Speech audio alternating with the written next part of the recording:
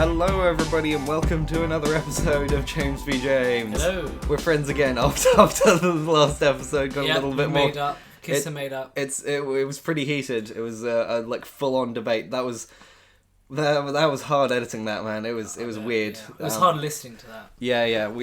I mean, who knew that? Who knew that inheritance tax would bring out that kind of vitriol?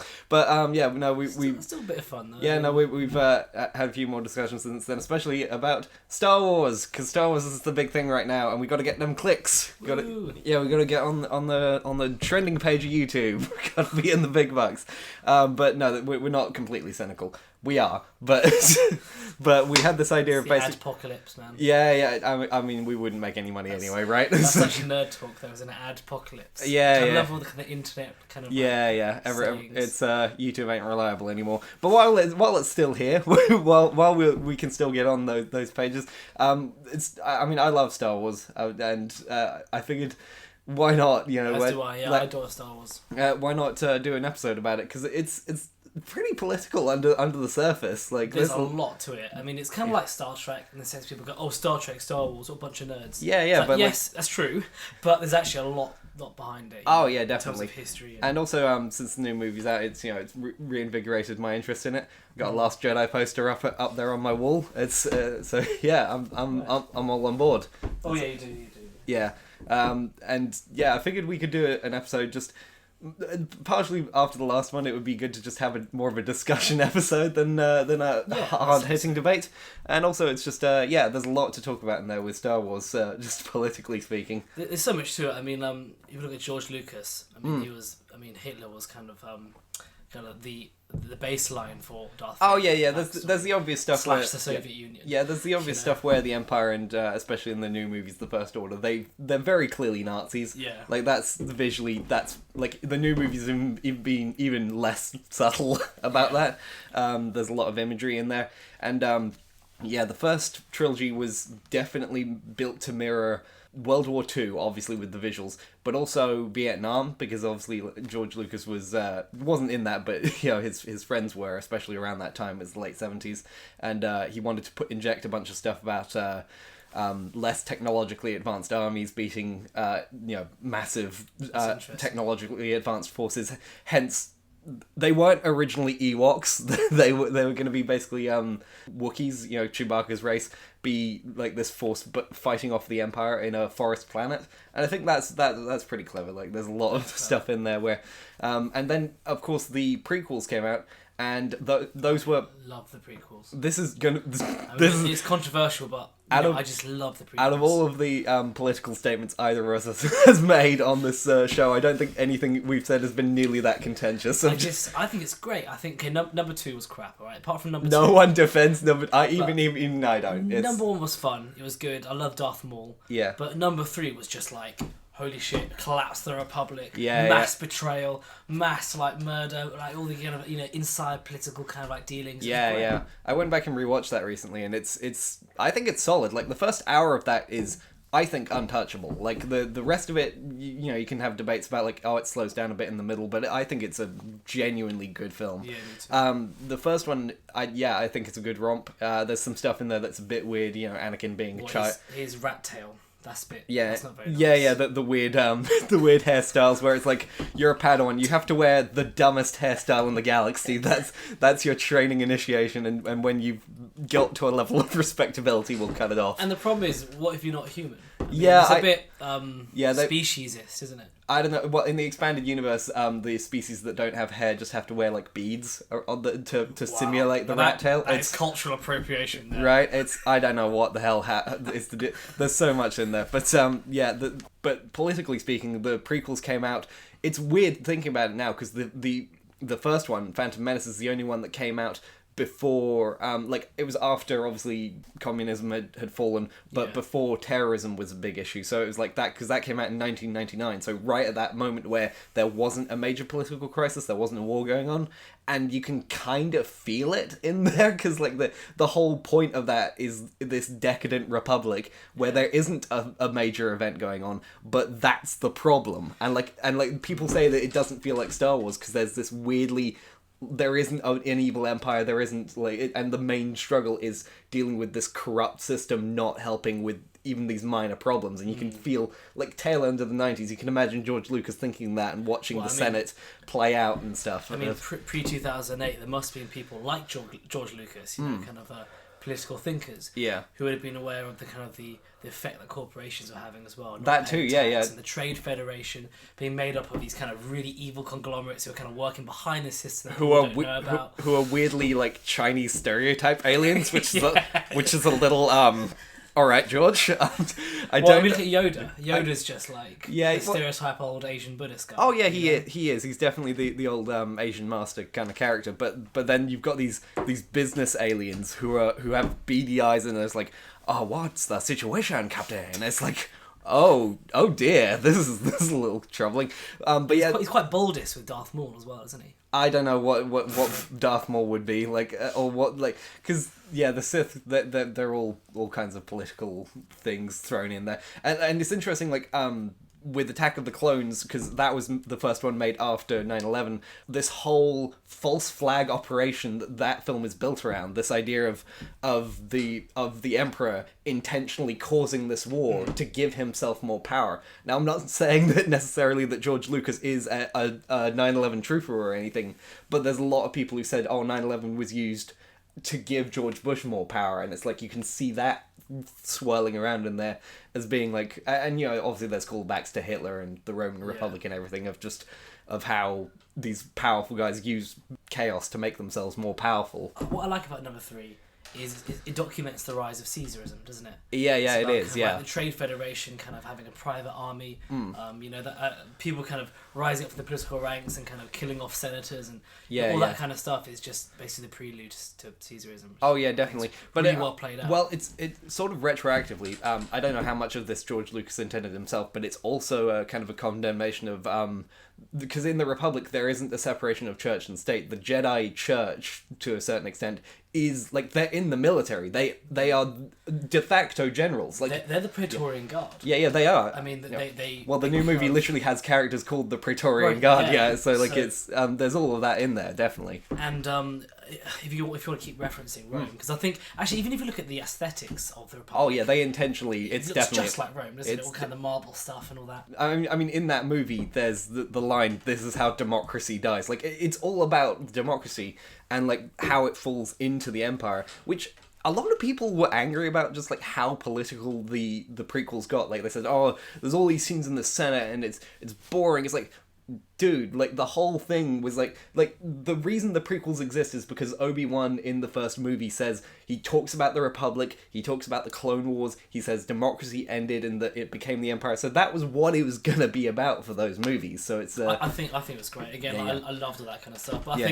I guess guys like us would, who like all we're political wonks and we like thinking about all these things. I even like it in The Phantom Menace. People say, those scenes were boring. That's the point. They're meant to be boring and weird because like the point of those scenes is like the Republic is way too big and convoluted and doesn't function properly, and like the Chancellor says, you've just come back from what is clearly an illegal situation going on. We'll install a committee to investigate the possibility of maybe doing something about that, So I mean the Praetorian Guard kept the Roman emperors in power. I mean the Jedi pretty much kept the Republic going. They had the ultimate say of who kind of kept the power. It wasn't like a fully functioning democracy. Well, this is something that this is one of the things. They're the good guys. Yeah, this is one of the things that this, like I said, fans have read this into it. I don't know how much George Lucas intended it, but there's been this reading of the prequels as basically intentionally putting it that the Jedi were incompetent, and also part of the problem, because like they were basically because they do basically try to protect their own power through the whole thing, Mace Windu was always all they do. Yeah, that's Mace Windu says all the time, I think there's a plot to destroy the Jedi. He doesn't seem very concerned about democracy on his own. Like his main point is that the Chancellor is taking power away from them, not so much he says, "Oh no, we're keepers of the peace. We don't become we're not going to get into a war." And then they're generals. Like they're massive massive hypocrites. Like, some people read that initially as like, oh, that's just bad writing, but no, that if you read that as intentional, that's fascinating. Even Mace Windu's lightsaber is purple. Oh yeah, to yeah. represent the kind of the middle of the red and yeah. The blue, I mean, that's one of those things from the expanded universe I wish that they referenced more heavily, is the fact that Mace Windu in the expanded universe, they say he studied dark side techniques to understand them, and that he is like, even though he's like the second in command on the council, he is like very unorthodox for a Jedi. Like, he knows how to... The reason he's able to deflect the lightning with his lightsaber when Palpatine attacks him is because he's studied that technique. He knows how to do all this stuff. So even the Jedi at the top of their level are complete hypocrites, the way that they go about this. And you got to look at, after the whole drone army stuff, getting the clones in, cloning a man several 100,000 times. Straight white males, by the way. All of them. Well, no, I mean, he's Maori, right? Like, technically he's a New Zealander. It's an army of New Zealanders, mate. If you look at the New Order, what it's called, the First Order, right? Yeah. I mean, the clones are all... Well, they're not clones anymore, are they? Yeah. They're a mix of people of all creeds. I mean, so kind of. But is the First Order a multicultural empire? Well, so this is a weird thing, because, like, it's a point that, it speaks to the Republic being hypocritical, where they say we're all about helping everyone. We're all about helping this universe. We want this galaxy to be held together and like all of us working together. But our army is literally the only thing keeping it together. Well, that and it's an army of disposable people who are all the same face. It's not like oh, let's all work together and all be part of this army. It's let's buy this army from these sketchy motherfuckers on this water planet and just like use this guy who's literally just mass produced. It's a really telling, and it's that speaks to the military industrial complex, and there's buying arms of dodgy people. Oh yeah, and The Last Jedi goes into that a lot more. I mean, we won't go too much into spoilers about that movie, but that really like says it out loud that war profiteers are just like, they're fine. They don't care who rules the galaxy or whatever. They get it either way. There's a pragmatic element to that, though, isn't there? I mean, like, you can't not buy arms in a war. Oh yeah, no, but it just speaks to the tragic fact of just this is how war is, it's like that you can't stop that kind of thing. Yeah. I mean, with the Republic and their army, going back to your point about the First Order and the Empire, like they stopped using clones. Like this is one of the things that's like said off screen and doesn't help the movies very much. But the idea is that during that time between Episode 3 and 4, the Emperor stops using clones and he starts using conscription. So basically, people from across the Empire, but only humans and only white men initially, like so, like that obviously fell apart.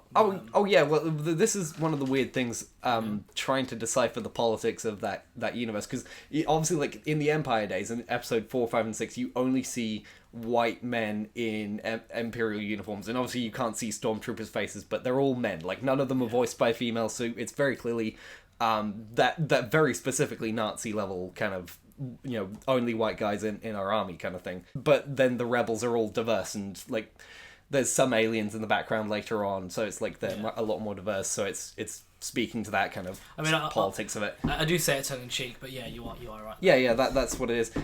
Then we get to the First Order. It's weird. They are there's different races of characters. There's females in main positions of power, which makes them more inclusive than the First Order, but again, no aliens. They are specifically humans, so it's like it's sort of like they've moved on from racism and sexism, but they are still speciesish. But do you not think there's like a practical element to that too? You can standardise a lot of the uniforms. People can hear the speakers. These people guys have got weird ears hanging around. I don't know. Standardised vision. But when you can afford to literally core out a planet and suck up a sun's like entire energy output to nuke a group of people, I think you can afford a uniform budget that's a bit you can probably afford it, but think of the paperwork. Well, this is one thing I've always wondered about, like the Star Wars universe, of how you structure an empire like that. What's the paperwork like? I mean, Darth Vader, let's get back to the originals. Darth Vader, the Emperor, out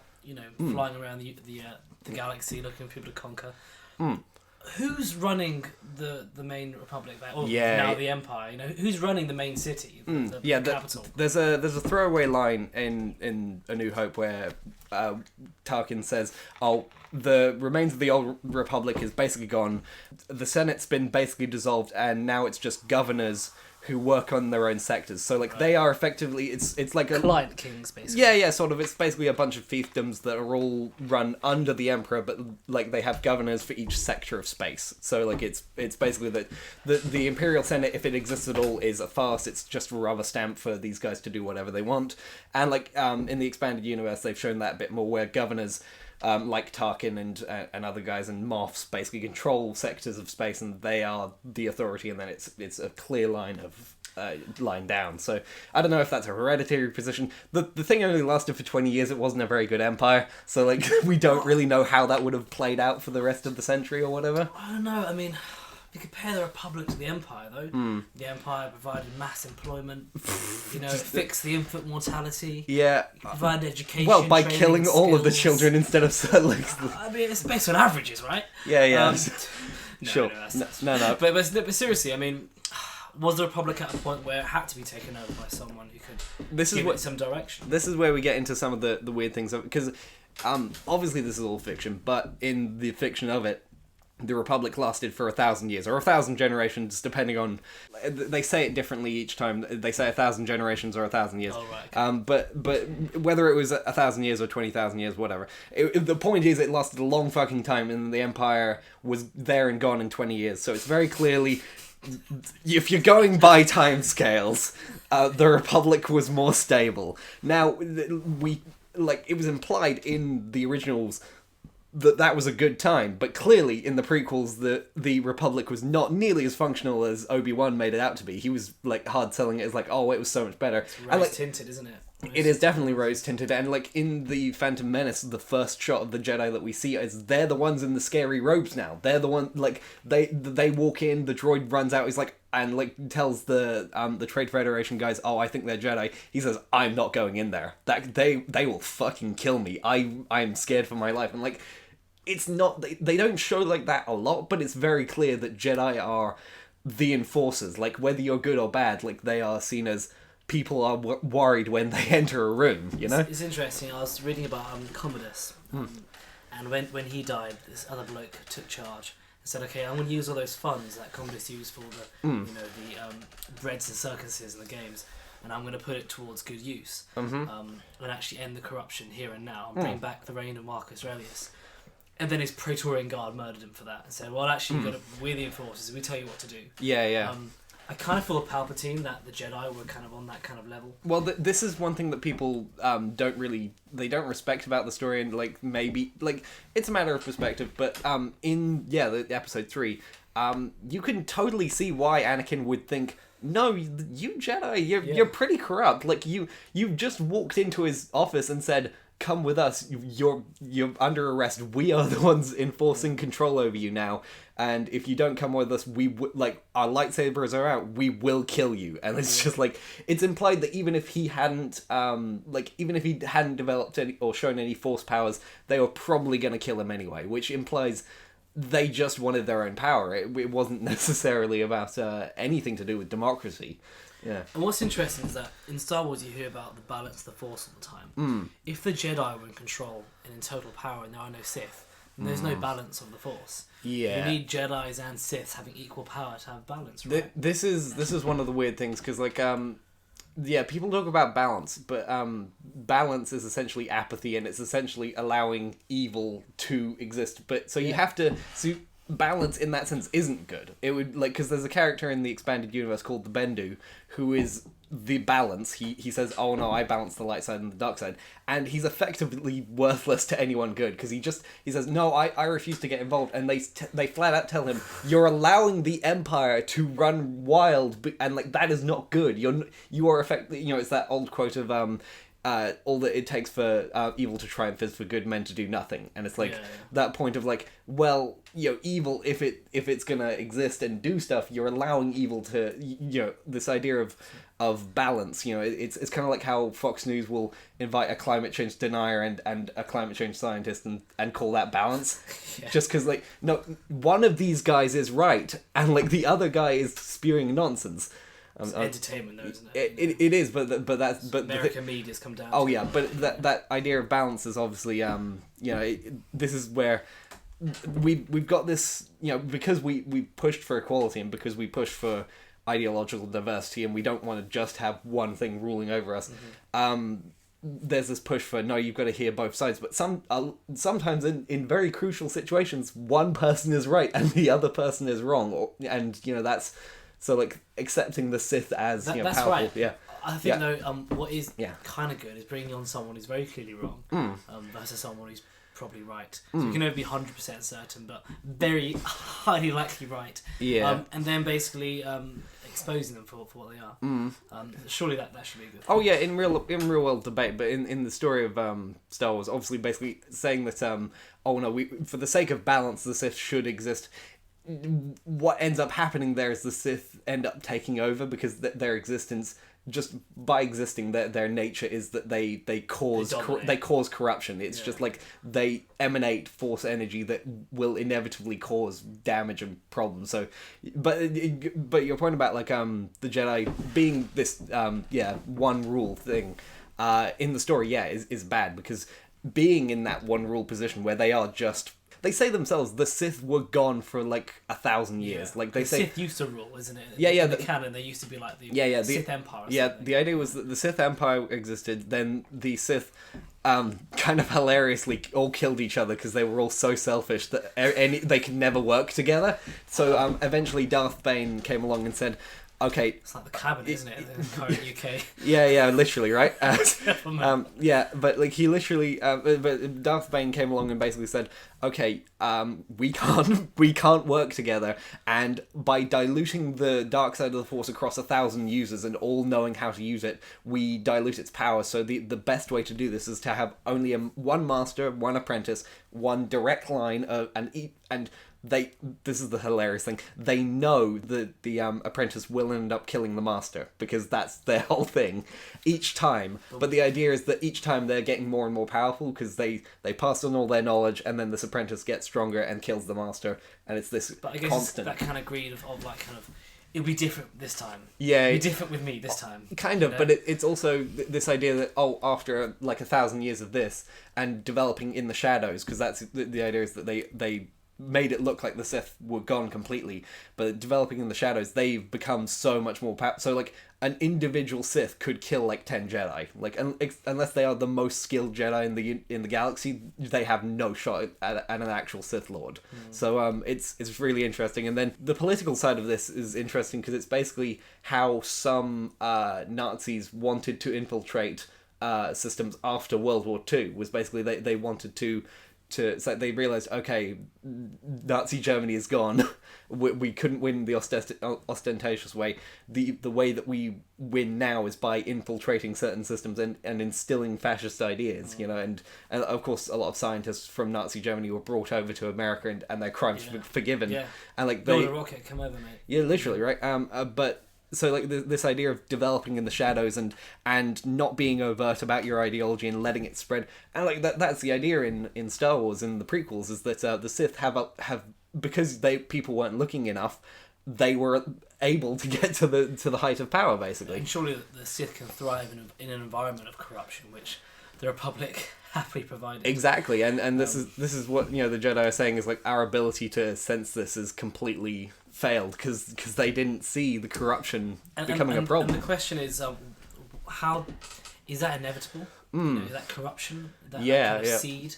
Is that something that can be stopped, or is that a natural process? Well, yeah, in Star Wars and in real life. Oh yeah, well, this is the thing about the Republic, is just like that question of, was it just inevitable that was going to happen? Because the Jedi clearly weren't doing much about the corruption, and like they just wanted to protect their own power. Like they got into the war because Jedi were being attacked. It wasn't because like they didn't stop any of the separatist stuff when shit was good. Like it was like, oh no, some of our Jedi friends are being attacked. Let's get involved. Yeah. It's this, so they, in that sense, it was very much selfishness. But it starts off with the corporate corruption, doesn't it? Really, because once someone has a mass army, like the droids, you have to have a mass army to counter that. And once people with a significant amounts of money have militaries, that's when shit goes down. Oh yeah, and definitely. That is the definition of Caesarism. Yeah, yeah. You know, actually, what's funny about the corporation side, the Trade Federation, is that they were killed by Palpatine. Oh yeah, they turned on. He turned on them, which is actually very typical. This kind of thing. Oh yeah, that happened with Hitler and with Mussolini. He gained some corporate support or like rich support, and then he turned on them. Like, finance my army, and then I use my army to take the rest of your wealth and kill you. Exactly. I mean, that happened all the time in the Roman period, as you say. Yeah, in the 20th century or early 20th century, but. Yeah, I mean, there's just so much to it, and this is missed in the prequels. We go, I hate seeing Padme and, what's her face getting off all the time. And it's like, okay, but no, look at everything else about it. Oh, yeah, it's so much to it. Well, I mean, yeah, because Anakin, he's directly saying kind of sort of fascist talking points. Like, he's saying, like, democracy's failed. I hate how ineffective it is. Wouldn't it be great if, like, I was just able to, instill order, because like he sees because his mum gets killed by sand people, and like there's no structure to prevent that from happening. Like slavery exists in the galaxy, like it's in the Outer Rim, but like he says like. Look, I've grown up with slavery and like pirates and everything around me. So what's the difference? Exactly, right? It's like this anarchy going on, and order is not here, and he's had to suffer that his entire life. And the Jedi never went back and saved his mum. Like the Jedi didn't help at all there. So like people say like, oh, that's a plot hole. No, that's the point. That's the point of like they just didn't help him. Like they didn't have they said like in the episode 1. We're not here to free slaves. We just want to get off of this planet and help this queen.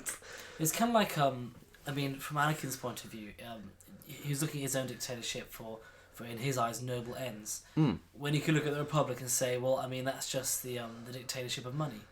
So what's the difference? Dictatorship with ideals or dictatorship of money behind Also, the Republic clearly has shit. The Republic clearly has shit healthcare if they've got hyperspace travel, but they can't save a mother in childbirth. I mean, they can literally restore a man's full limbs and keep him alive despite him being literally thrown in a volcano, but they can't fucking fix a woman's difficult childbirth. I mean, what the hell?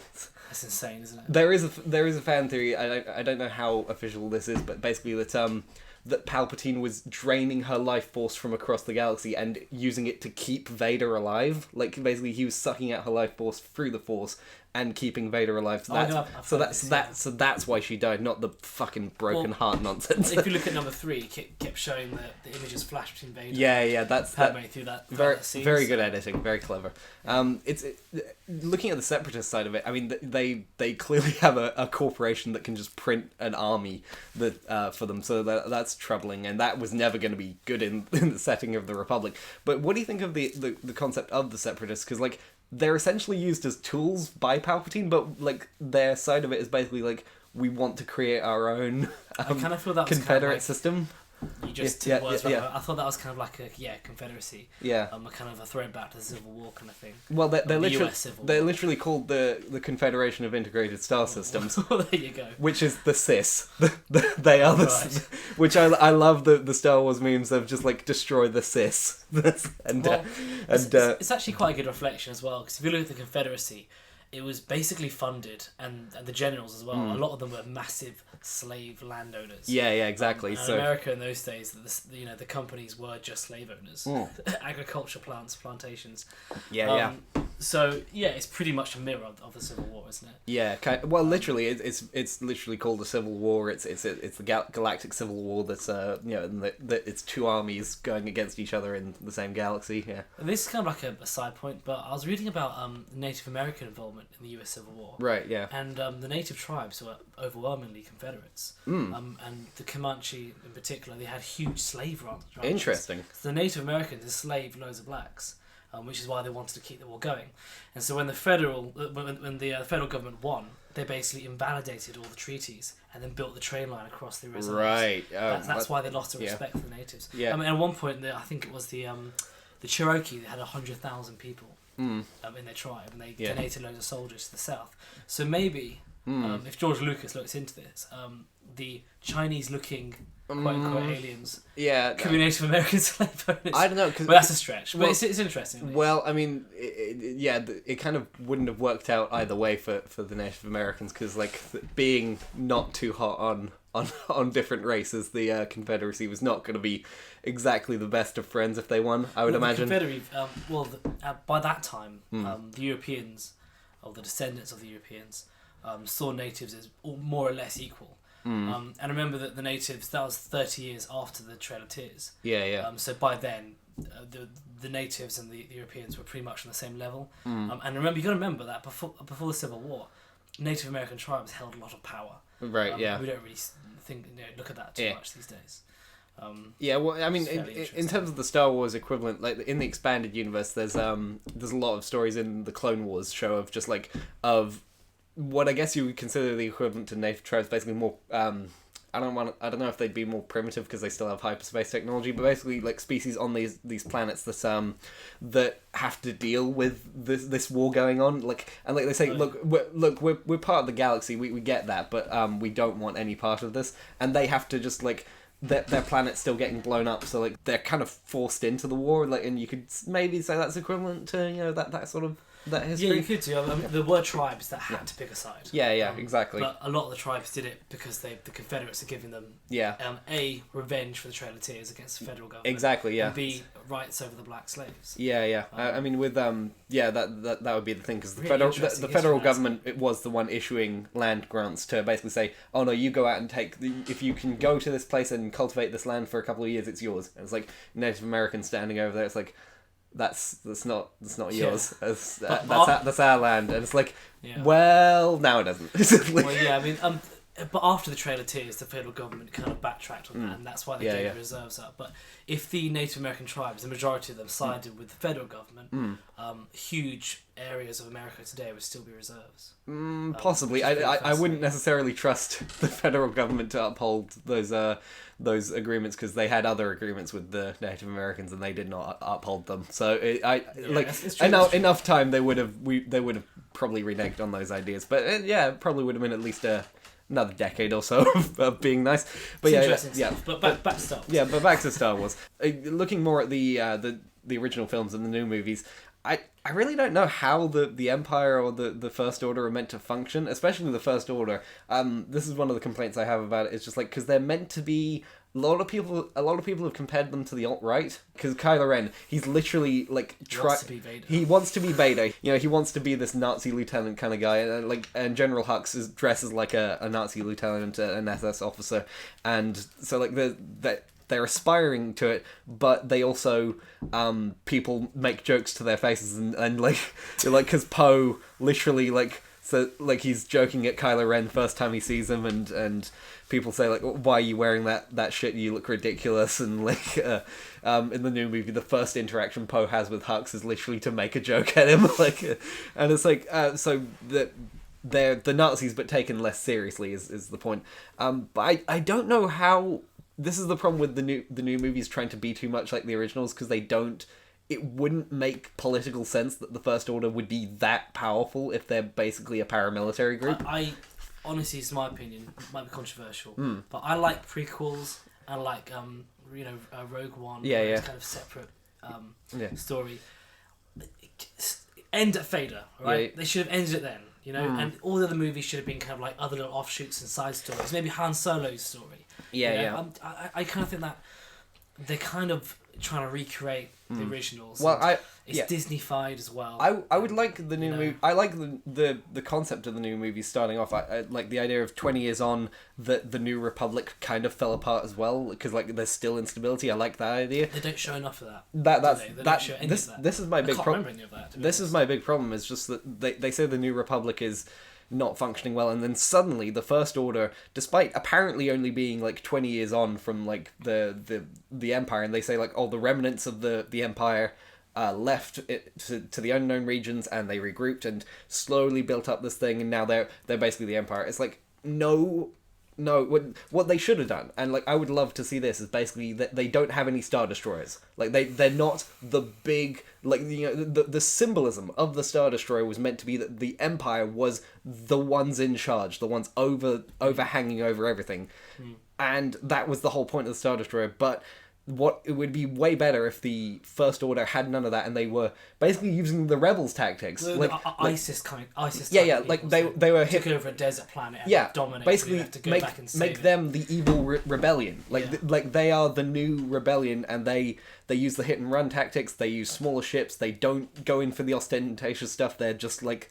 they're the new guys, and like that would be much more interesting. Or like maybe put them on level with the Resistance, and that's the other thing. Calling them the Resistance, fuck off. they're literally the paramilitary guys who they were working with the New Republic. Like they were the guys who were just like the bit more extreme. They're basically the Bernie wing, like of they're the more extreme ones of the New Republic. They should have been the ones either in charge and having their own Star Destroyers, or like just be on level with the First Order to make it politically logical, you know. But that's the problem. I think, you know, 4, 5, 6, 1, 2, 3. It was all about, really, it was entertainment, yeah, but it's all about the politics, really, and it was well thought out. Yeah. Now that Disney's kind of taken this on, they're kind of just kind of like they're trying to sell toys.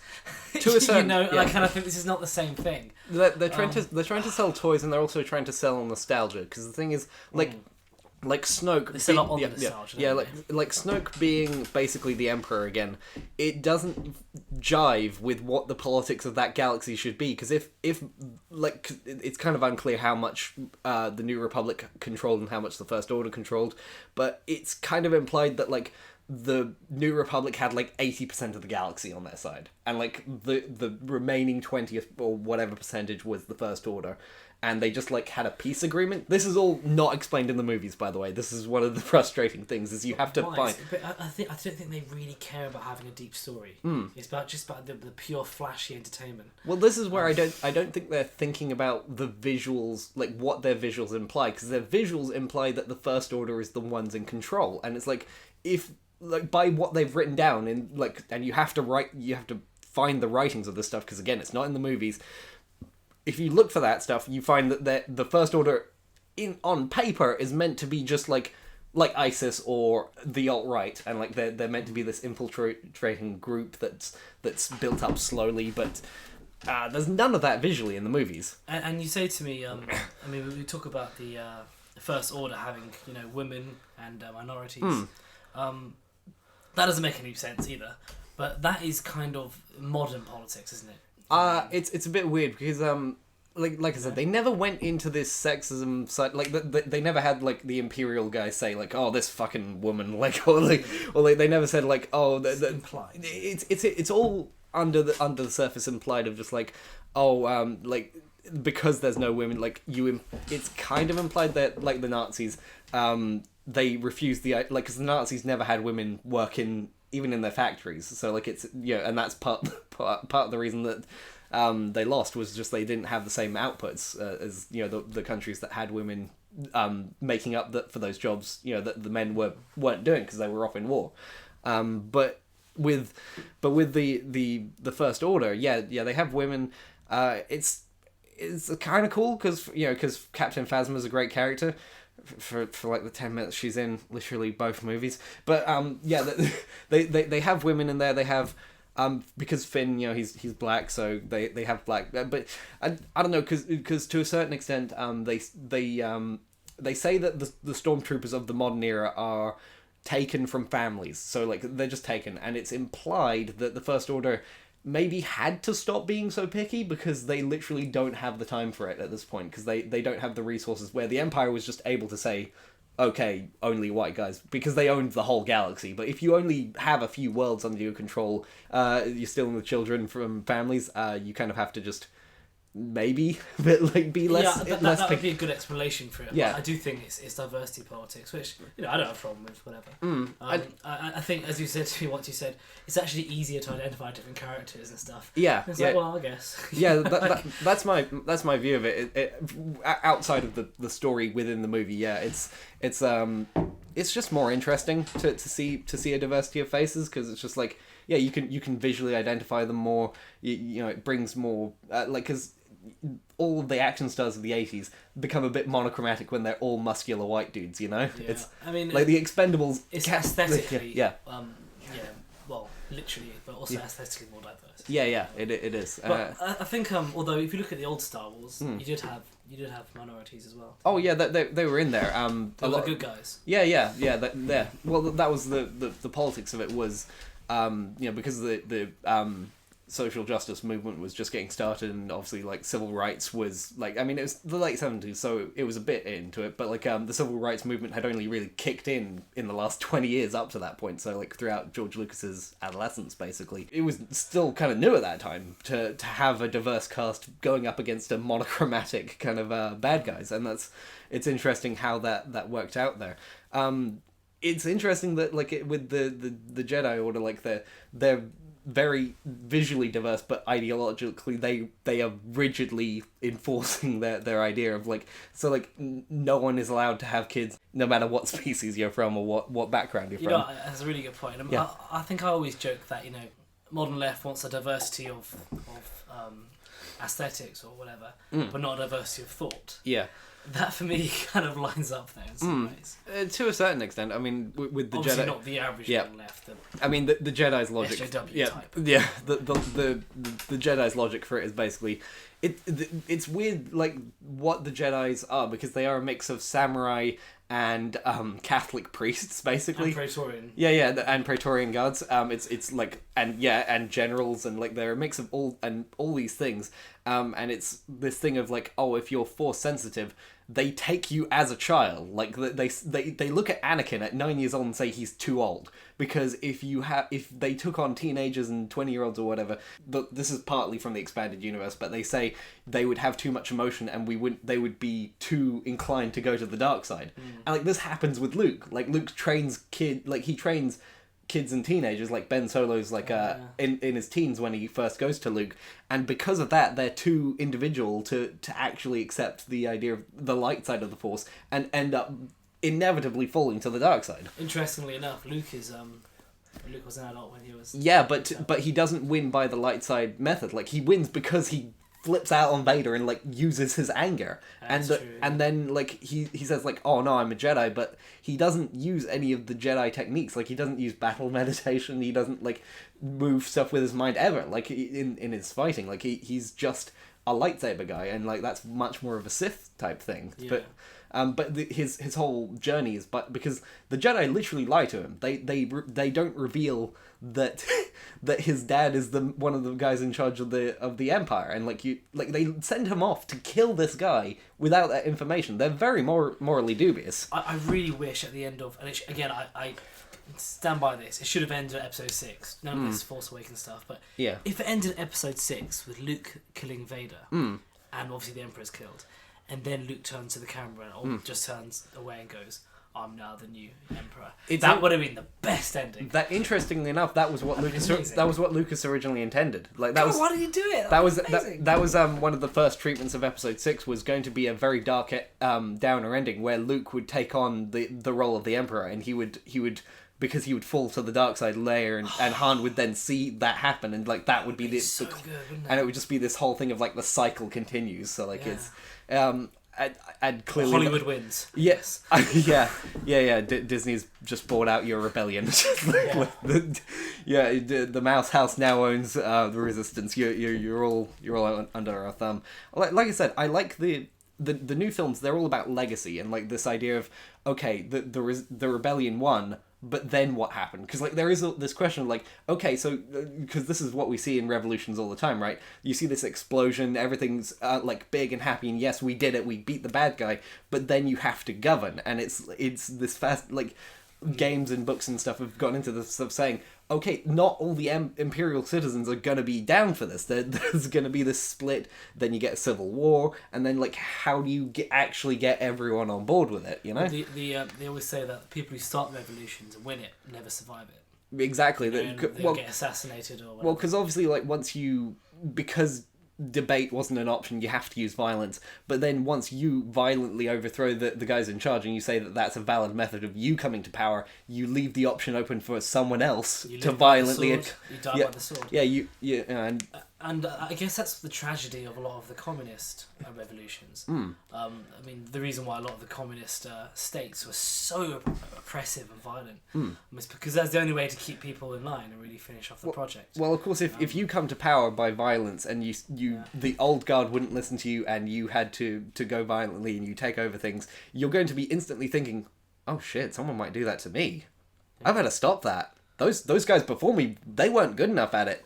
They didn't stop me. Because they weren't looking. I've got to be looking everywhere. I've got to make sure that no one stops terrifying. me. And yeah. You know, if you look at like the 5 quote unquote good emperors of Rome, after again back to Commodus, from then on it was just every emperor was like pretty much murdered towards the end of his reign. There was no kind of peaceful transfer of power ever again, really. Yeah, I remember. I forget. Just once it's gone, isn't it? Yeah, I forget the exact period, but there was like a period of just like 6 or 7 emperors in a row that were just like murdered within months or a year of coming to power, and just they say there was like something about 4 years or something. Within 4 years, there was something like 8 emperors, 7 or 8, or something like that. Yeah, exactly. Because they were all either murdered or kicked out of office, and that's which is quite.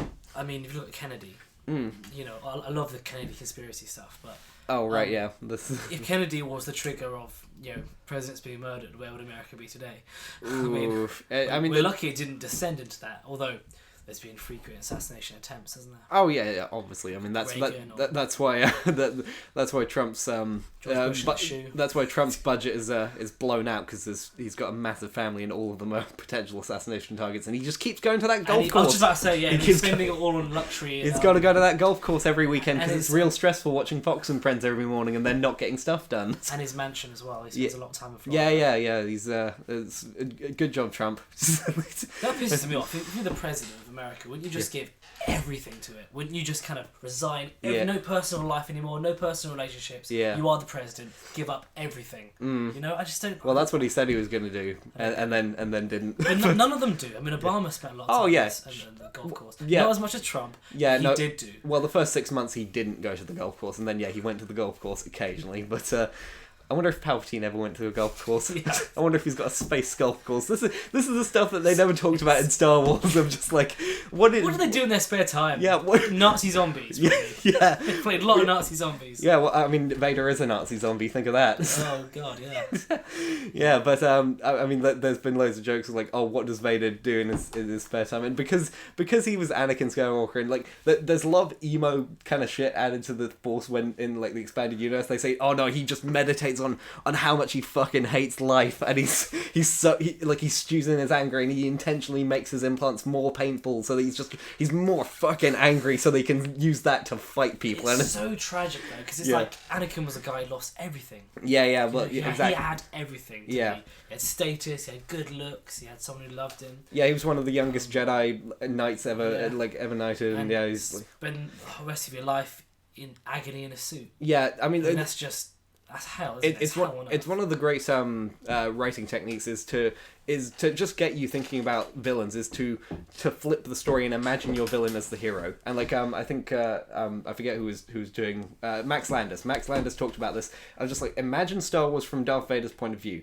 He was a Jedi Knight who's trying to save a corrupt republic from itself, and then Obi-Wan chops his arms and his leg and arms off, leaves him to die in a fire, steals his children, hides one of them on a planet he's never been to, and the other one with his family he can never see again.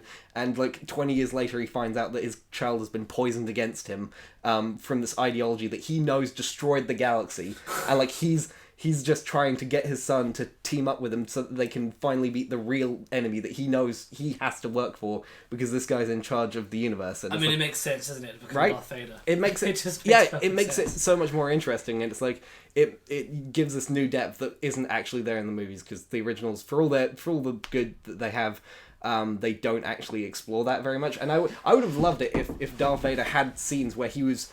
I know that some people will say this is, leftist emotionality or whatever, but just like scenes where Vader was crying, like actually thinking about like the fact that his son is lost and he like to this ideology that he hates, and like knowing that it's showing weakness, isn't it? I think the only time that Vader showed weakness was at the end.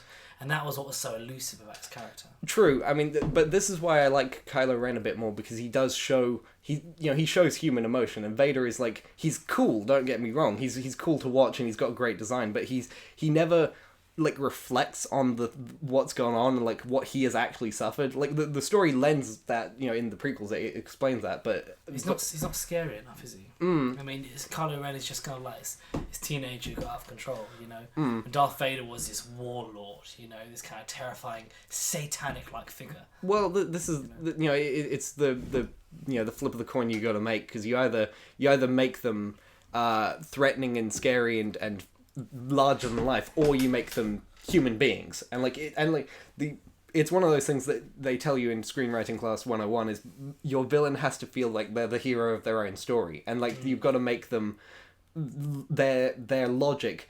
You got to make it flawed enough where they are the villain, but understandable enough where you can see why they're doing the horrible things that they're doing. And I guess to flip what I just said on its head, what's scarier than out of control, all powerful, all consuming baby?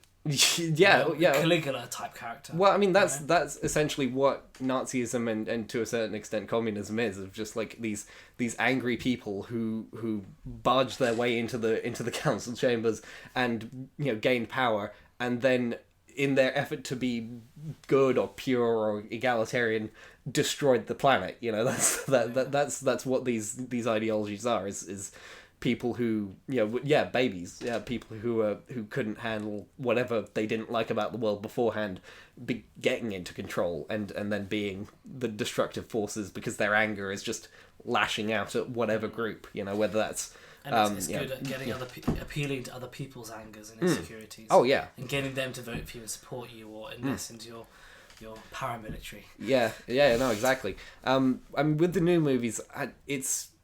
Do you want to talk more like Last Jedi, like spoilers about that, like where that's gone? Because it's kind of interesting where it ends up at the end, like because they do flip the script a little bit in how it goes. I'm not sure how much I want to go into spoilers, because some people might be listening to this. Sure. I mean, like we'll put time codes up if you want to talk spoilers. Okay. Yeah. Go ahead then. Sure. So at the end of The Last Jedi, seriously turn back those big spoilers here. Kylo Ren kills Snoke. So there's an entire movie left to go. That was total crap. What on earth were they thinking? Bad writing. As a story thing, it's because there was all these Snoke theories. It's very frustrating.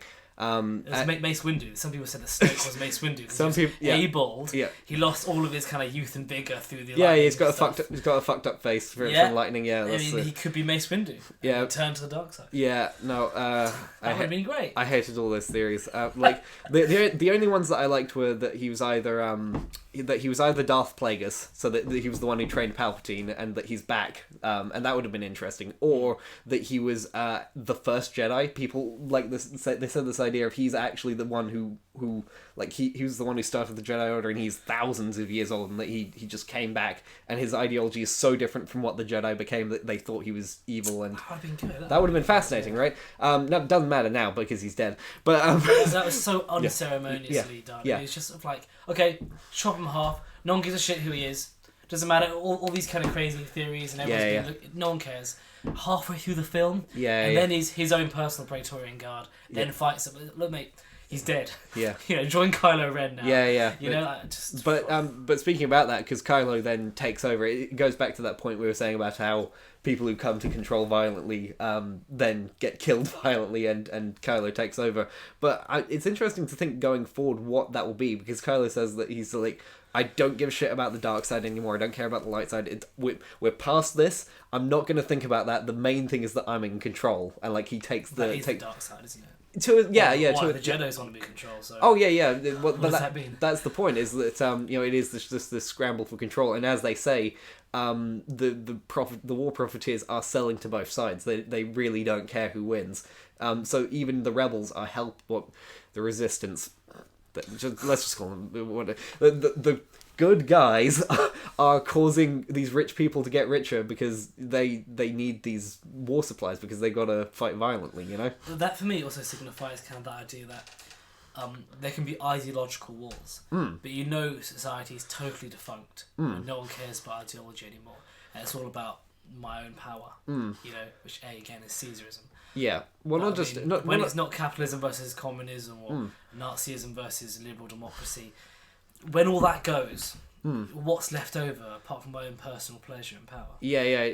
Well, not just that, but no matter, because in any system, communism or capitalism, money's like value is exchanging hands, and of course the people who are going to amass wealth and value for themselves are the ones who profit off of the conflict, because the conflict is ongoing. Like war is not going to stop. Like if we have peace on Earth, it'll probably be because we've started war with someone else, like on another alien species or whatever, or we've split off a Mars colony that we're then at war with or whatever. Because there's kind of dark companies who work for Nazis, like Hugo Boss, you know, supplying their uniforms, or Coca-Cola, supplying Fanta.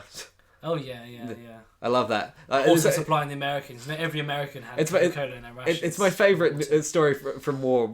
It's I mean, there's other ones that are more uplifting, but just the fact that Coca-Cola was not allowed to sell Coke to the Nazis, so they made Fanta, and Fanta was the drink of the Nazis, and which is why Fanta is shit still today. Yeah, I mean, I do like sell Dr Pepper to the communists and I would like to I do like to go up to people sometimes just like who are drinking Fanta. It's like Nazi. Oh, God. That is political banter at its highest. Yeah. Like the layers of reference there. But in terms of Star Wars, like I have no idea what they're going to do going forward, because is Kylo Ren, because is he a Nazi? Because he doesn't seem to, like, he wants order, but he's clearly not, I don't know, like, he's not... Does he want order? Does he just want his own power? That's all it is now, they never really went into it, because he takes control like 2/3 through the movie, and he's just like, not, like, he's keeping the Nazi uniforms and stuff, like, he's not changing... He likes the fashion, doesn't he? I mean... He's working with Hugo Boss still. Yeah, look, let's just say that Hugo Boss designed SS uniform, shame, because, like, that is a fucking sharp look, and, like, that's all part of what Nazism was. Yeah. It was the symbols and the aesthetics of it. Yeah. There's a lot more kind of sexy than the Weimar Republic for the average German. Yeah, no, it's a shame, because, like, if that didn't have the connotation of fascism, tight stuff, like, there's some solid fashion, and gotta love Kylo Ren's weirdly high pants with his weirdly high I was thinking that when I was watching that. Although Luke Skywalker's hologram, like as you said, he fixed himself up. You know, he got a nice dyed his beard. He's got a nice perm. He's got he's lost a few pounds. He's wearing what I'm pretty sure was skinny jeans. Yeah, he was. He was like, I remember 2006. Yeah, I was an emo too. He's got to get himself nice to fight Kylo Ren. That was super weird. You bet you want this now. Give him that brush after brushing his suit off. It's like that's a weird end to the movie, really and all of it was weird, man. Honestly, especially that time when Leia floated across the galaxy. She floats across. That was embarrassing. God. Yeah, she floats across space, and the Force apparently makes you survive in space. Which, all right. Weird. Yeah. I don't know. It might be the most politically divisive. I don't know about. It might be the most divisive thing right now is whether The Last Jedi is good or not. Fuck the alt-right and Antifa and all that nonsense. Is Last Jedi a good Star Wars movie? That's the real fight. I enjoyed it though. But it's kind of like when you enjoy shit. You know? Yeah, it's weird because I don't know, the things I liked about it I really liked, but the things that were frustrating about it I could not stand. It's kind of like watching Friends, okay? You know it's trash, but you enjoy it more than reading Shakespeare. Yeah. You know, so I love watching Friends, but I know really I'm just wasting my time. Yeah, I mean, get so much more from Shakespeare. It's just effort, isn't it? Yeah, visually it was all good. I thought it's like I said, it's fascinating the politics that it went into. It actually brought up all this stuff that Star Wars has just stayed away from, really. The whole war profiteering and the fact that whoever wins, it doesn't matter. The rich still get richer, and it's this corruption is still it's present. Whoever wins, it's I thought that was all great. They talked about how, look, like Luke says, the Jedi were idiots and they let Palpatine come to power. Do you not realize how shit they were? Like they full on say it. Like that was part of that's now part of the universe. That's not just a fan theory. That's like Luke's judgment on it. It's like all of that's great. Shame about some of the other stuff. Yeah, it's true. And it's kind of like, you get kind of young idealists. You get people like for example, your average hardcore communist. Yeah. The kind of guy who walks into college with like a hammer and sickle and really believes in like one party communism and stuff. It's kind of the people who ran those communist states and lived in the Soviet Union or in Cuba, for example. Yeah. They know how shit it is, right? Because they lived through it. But there's still that young idealist who doesn't know that and still wants to kind of like, express their love for it. Okay. I kind of feel that what's her face, the protagonist now. Oh, Rey represents that for the Jedi. So she's kind of this young idealist of Jediism, this kind of amazing old kind of order that kept peace and democracy. When actually she wasn't there to see how. Because Luke has to school her and say, look, you weren't around for any of this. They were pretty shit. Like I've read up on them. Which is the same with the alt-right as well. It's the same with the other side. People who want white nationalism.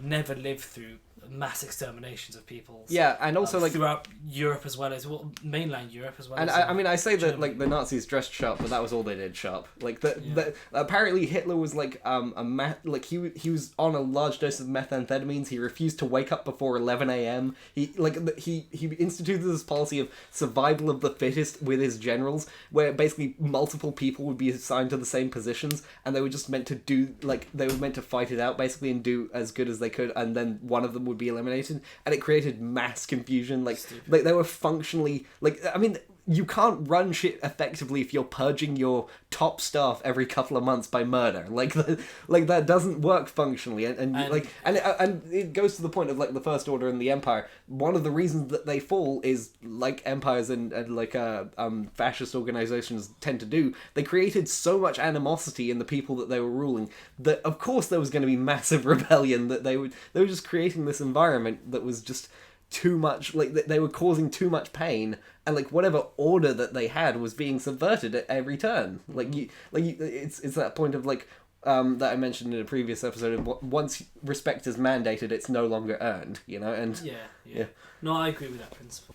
But yeah, like in Star Wars, I want to know where they're going, because like if Kylo Ren's not a Nazi anymore, or he's a different kind of Nazi, or if he became a Randian objectivist, that'd be kind of funny. Just like he just starts quoting and Cap. Yeah. No, he just starts quoting the Fountainhead. Like the Fountainhead just time traveled back to their galaxy.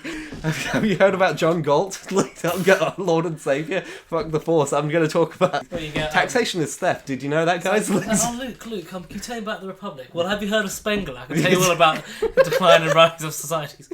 Oh yeah. Can we talk about the decline of galactic society, everybody? Yeah, no, it's So where did we get all this technology from? Where have you heard of the Marxist theory of history? Yeah. Historical materialism. Oh god, can you imagine if Rey tries to seize the means of production of all the Star Destroyers? Oh, man. That'd be wild. Like, they've got to rebuild the rebellion somehow, just seize the means of production, see how we go. Like, I have no idea where it's going. Like, they've got 12... Have they thought about it? Have they thought about where it's going? I think because J.J. Abrams has he has pitched the story for Episode 9. They have it in place. Like, they were clearly talking about this across the board. I'm pretty sure Rian Johnson came in to Episode 8 with, if they had a story set up, he fucking cleared shop, and like whatever they had planned, he either heavily augmented or just threw out. Because like I cannot believe Disney was like signing off on this early. He maybe had to fight them, but clearly he had enough free reign to fucking murder half the cast and like say, fuck you, your theory's dumb, I don't care about it, none of it matters, and it's a weird thing, like this is a small political footnote because we're near the end of the episode, but like some people have interpreted the way the Force has been suggested in the past as vaguely fascist, because there's this whole thing about families being strong in the Force, like because Luke. Oh, well, it's just aristocracy. Yeah, well, literally, because that's what the Jedi became, and like maybe that's why they didn't want people having kids in the Jedi Order. Is if you allow these bloodlines basically to become strong in the Force, you end up in this kind of fascist system. And like that's one thing I like about the new movies is while I would have liked Rey to have some importance, the story arc of them saying to her, "You come from nothing," is like, that's kind of cool in its own right. It's basically saying like, no, anyone can become good in the Force. This isn't a fascist thing. This isn't a family thing. You're just good with the Force because that happens. You know, it's that whole thing of like any talent can spring from anywhere. I like that idea. Yeah, it's got meritocratic. Yeah. But I don't think that, you know, I mean, would you call the aristocracies of old fascist? Well, would you call the old European aristocracy? Can we get even back further? Would you call Roman emperors fascists? I don't know. I don't like. It's a different time. I don't like the applying.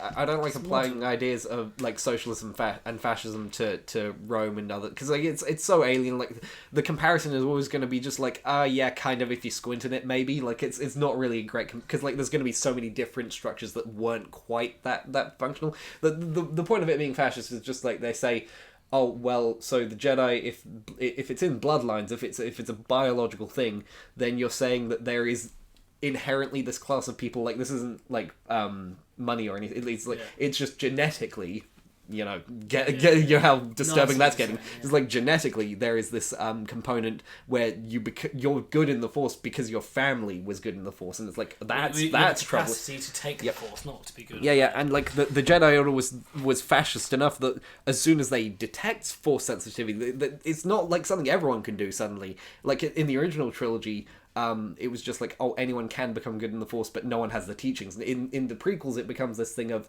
the Jedi are literally taking the Force-sensitive children, the few of them, and taking them into this order, and like that's how wouldn't you at the same time get the smart kids and put them in the top sets? Yeah, but the thing is, this in a is grammar school. Yeah, but the point is, it's not about like, oh, they've displayed talent. It's that they've got this extra.